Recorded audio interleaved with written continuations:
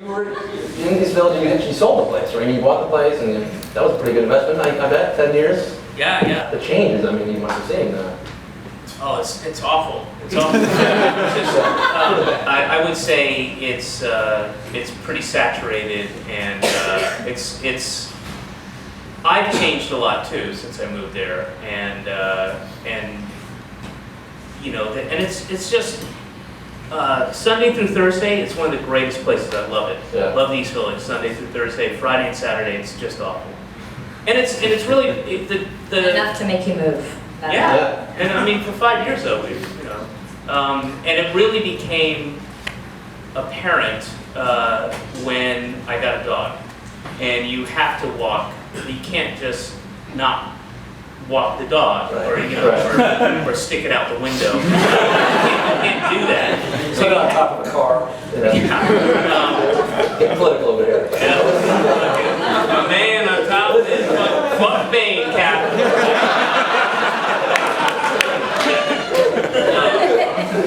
No, but you have no choice. You can't just walk it a little bit. You have to, you know, you have a responsibility, and Friday and Saturday nights, it's and especially also for me, who I'm recognizable but not recognizable enough to have any kind of respect barrier. One of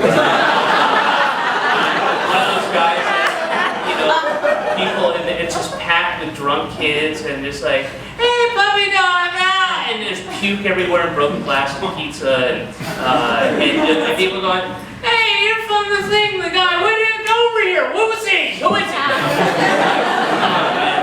And you have a dog who has seen most of my work, doesn't care, and that's when it really kind of hit home, like, I gotta get the fuck out of here. When Billy Hurricanes happen, you don't want to be anywhere near that place. Fucking Billy Hurricanes. Billy Hurricanes. And that used to be cool. That was Mo Pickens, was that?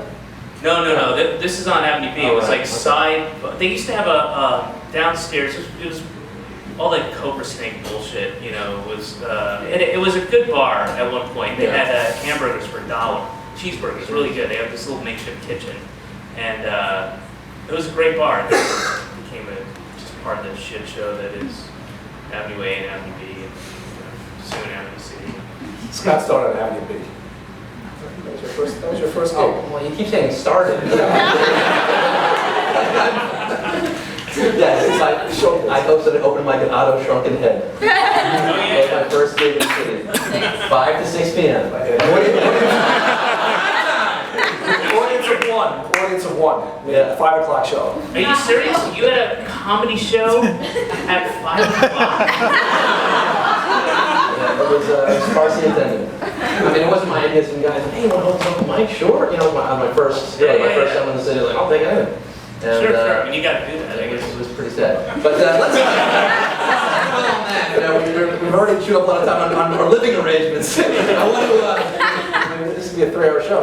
So you mentioned you met 5 years ago, and you guys have been together for about 4.5. Oh, high five. 4.5. Yeah. And you are soon getting married. Is that? Yeah. Like very soon. Tonight. Pastor Dan, please come down. But in like 4.5 months. 4.5 months. How did you guys meet? If you don't mind me asking. That's your question. Amber? Turn it over. Yeah, take that one. I'll turn this off.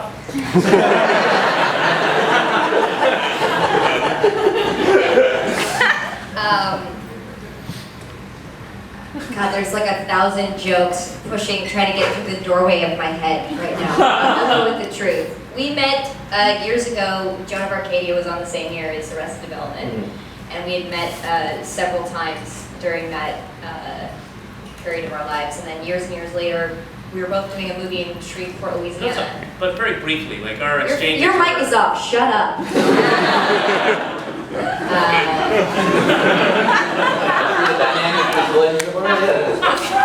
Not married yet. That's fucking right.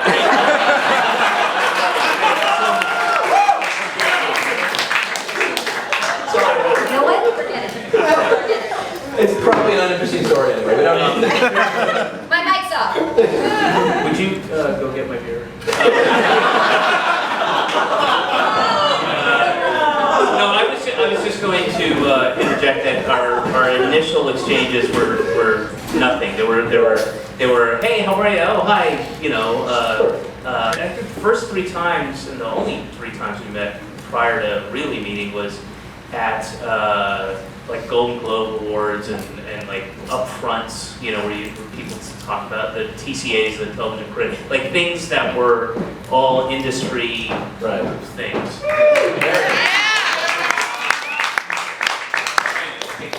I just wanted to say that He just told me ChristianMangle.com. He explained the whole thing. Hey, I did J-Date, it's okay, you know?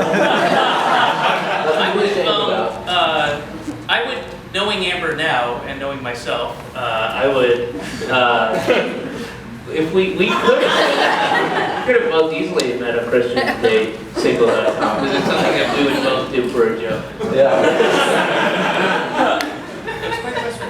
I don't know where you left off. I just said that we did, all I did was... Is there one defining moment where you guys fell? How about the falling in love moment? What about that? Fast forward? Not yet.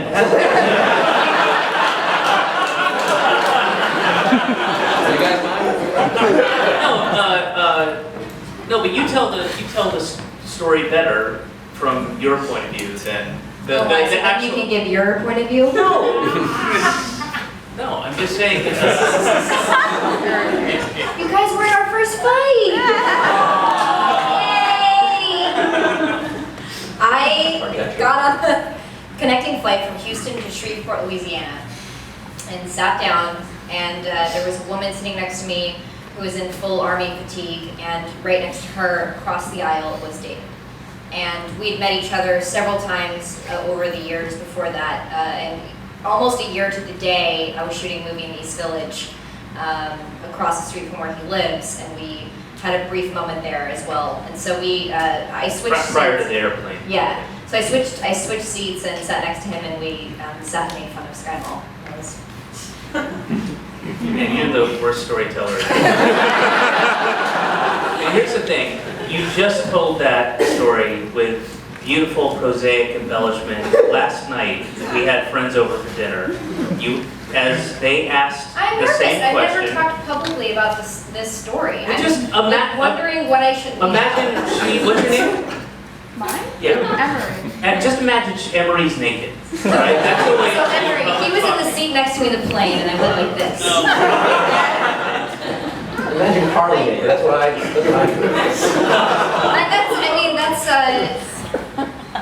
I looked over and I saw him sitting by the window, and I went, oh my God, that's David Cross. And then I went, whoop, tiny baby tent. He was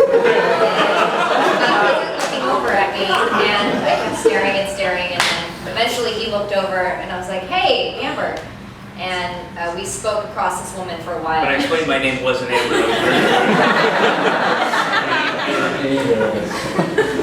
It's adorable. No, but I looked over.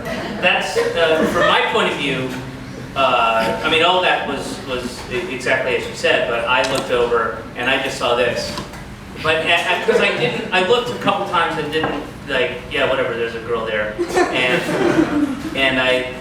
she was just staring at me, and then the staring became kind of aggressive. You know, it was just like that, and then I was like. Women note the time he called me aggressive. It's kind of what I wanted to get at, because I mean, we're sort of similar in age. You guys not so much, but we kind of grew up Mr. Show. I mean, like, David Cross. It's like, holy shit, that's David Cross. And how do you get over that moment? Did you also pop a baby tent? All through 4 seasons. But I'm saying, how do you get over that moment of, wow, I'm a huge fan, I got all the fan stuff, and then like, we're gonna date now. I mean, how's that work? Because I'm meeting Joey Deschanel in a few weeks. Well, I was pretty slow to make any kind of move because, in great part because of our age difference, and I knew that she was a fan, and I thought, boy, if I'm wrong, then I'm the biggest creep in the fuck. I mean, that's just super creepy. Yeah. And, For anyone that's questioning, I'm 14. It's more clear. Better than Jerry Lee Lewis, so it's okay. Yeah. Yeah. And you know, I'm from the South, and that's how we do it. No, but then it was so obvious, and then pretty much like once that first night we made out to the Spider-Man theme. Not the movie, the TV show, the cartoon from when I was a kid. But just like that Spider-Man, spin the web. Look out, he's got a great big bang up. There's a hang up to find Spider-Man. Let's go, let's see it. And I took that opportunity. I was like, hey, this is our song. I should have told that. I should have told that story. That was the thing I wasn't sure I should say. I don't know. It's a moment. But the truth is that he kissed me while that song was playing and then pulled away. And I had been wondering, I'm like, is this dude ever gonna kiss me, or are we just fucking hanging out? I have no idea what's going on. And then when he pulled my face away, he whispered, "This is our song." That's how it happened. And then pretty much from that moment on, it was like, I mean, she basically came to All right, that's enough. We're done. No, I mean, that's really sweet. I mean, that's a very touching story. I mean, is this the first time you guys have appeared together, by the way? Like, Yeah. Yeah, so this is